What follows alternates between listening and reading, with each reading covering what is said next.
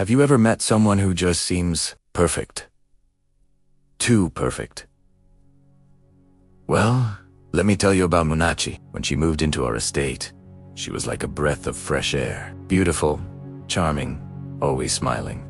And her 2 kids were just adorable. She was the kind of neighbor everyone wanted. She'd host these amazing weekend cookouts.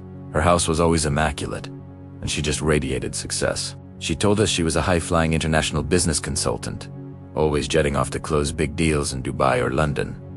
We were all a little envious, to be honest. She drove a luxury car. Her kids wore designer clothes, and she was generous, always offering to help out. Soon enough, Munachi became the heart of our community. People trusted her. So when she mentioned a once-in-a-lifetime investment opportunity, a super exclusive real estate deal she had access to, everyone's ears perked up. She painted this incredible picture of guaranteed high returns, showing us glossy brochures and complicated-looking financial charts. It all looked so legitimate, and coming from her, it felt safe. She wasn't pushy, she just casually mentioned it, making it seem like she was doing us a huge favor by even letting us in on it. One by one, neighbors started investing. First, it was small amounts, then bigger and bigger sums. We're talking about people putting in their life savings, retirement funds, everything. For a few months, everything was great. She even paid out some initial dividends to the first few investors, which only made more people want to join. The trust in Munachi was absolute. We saw her every day, living this glamorous life right in front of us. What could possibly go wrong? Then, one Monday morning, it all fell apart. Munachi was gone. Just vanished. Her house was empty, cleared out overnight. The luxury car was a rental. Her kids, they weren't even hers. They were her sister's children who she was just watching for the summer. The panic that swept through the estate was like a tidal wave. We started calling the numbers she gave us, checking the company names all fake. The entire thing was a meticulously crafted lie. She had played the part of the perfect neighbor, the successful businesswoman, just to gain our trust. We found out later from the police that she had pulled similar scams in 2 other cities. She was a professional, a master of deception. She had walked away with millions, leaving a trail of financial ruin and broken trust. It was a brutal lesson for all of us. Sometimes the most polished and perfect exteriors hide the darkest secrets. We thought we knew our neighbor, but we never really knew her at all. It just goes to show you that you have to be so careful, because con artists can be living right next door. Thanks for watching. If you found this story crazy, make sure to like and subscribe for more true stories that you just won't believe. See you next time. In the heart of Oreo Estate, a tight-knit Nigerian community, trust was as common as the morning sun, but that trust was about to be shattered in the most unexpected way. It all started one morning when Tina, a local shop owner, arrived to find her store completely empty. Everything was gone rice. Noodles, beverages, spaghetti. The lock wasn't broken, which meant only one thing. The thief had a key. As the community gathered, an obvious question hung in the air. Who else had a key?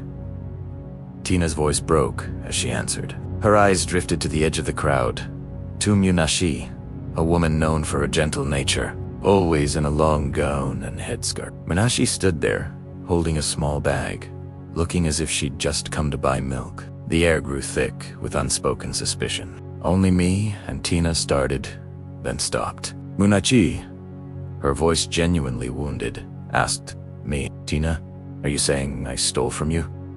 The silence that followed was deafening. The police and community men searched Munachi's room that afternoon. They turned it upside down, checking every drawer, every bag, even the water drum. They found nothing, not a single grain of stolen rice. The matter cooled, but whispers lingered. Some believed she was innocent, too gentle for such a crime.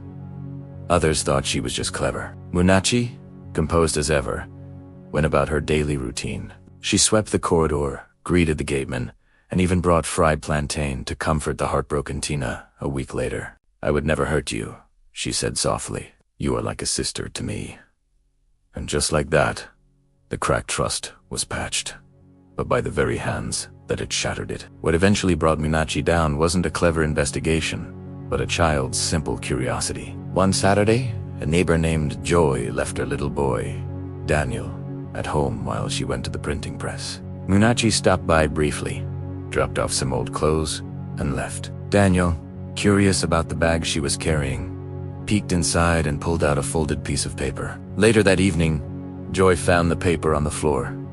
She froze. It was a receipt from a wholesale store, dated exactly 1 week after Tina's shop was emptied. The items listed matched Tina's stock perfectly. The name on the receipt: Miss Munachi. Joy ran to Tina's door, and together they stared at the receipt, hands trembling. Without a word, they marched to the address on the paper. The shopkeeper confirmed it instantly.